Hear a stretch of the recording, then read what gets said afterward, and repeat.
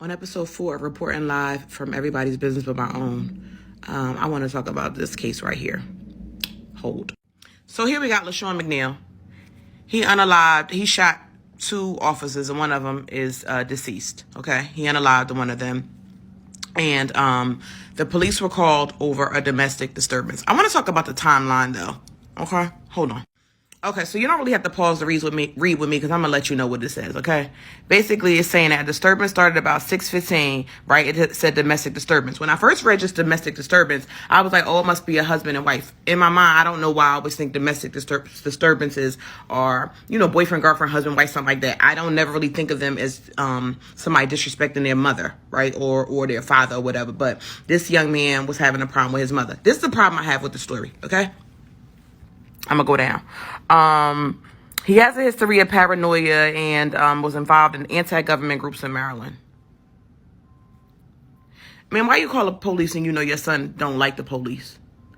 And the reason why I said, man, why you call your police or whatever, and again, let me just make this disclaimer. If this is about your family, I apologize, but I'm reporting anything that's in the news. And if you don't want me to report on it, tell your family to stay their ass out the news. But let's go to the last line. This is what kind of pissed me off.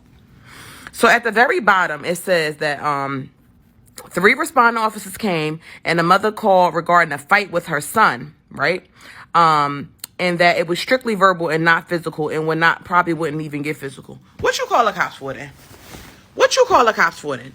You done got one of these young boys, 22-year-old officer, I believe he was 22 years old, unalived because you was having an argument with your son. What did you call the police for? Let's talk about why the son was up here.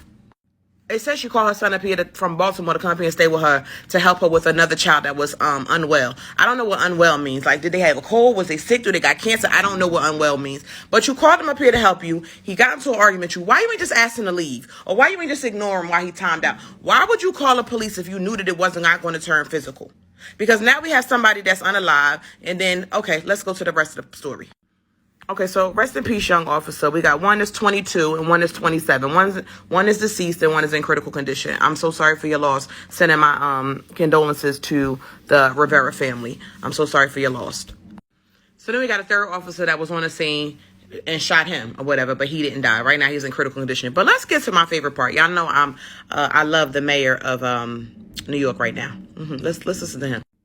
Mayor Eric Adams called on the federal government for the flow of illegal handguns. There are no guns manufactured in New York City. We don't make guns here. However, we're moving handmade thousands of guns off the streets and they still find their way back to New York. They said that 25 years ago. Find something new to say. You get on my damn nerves. Rest in peace, Officer Rivera. Job well done.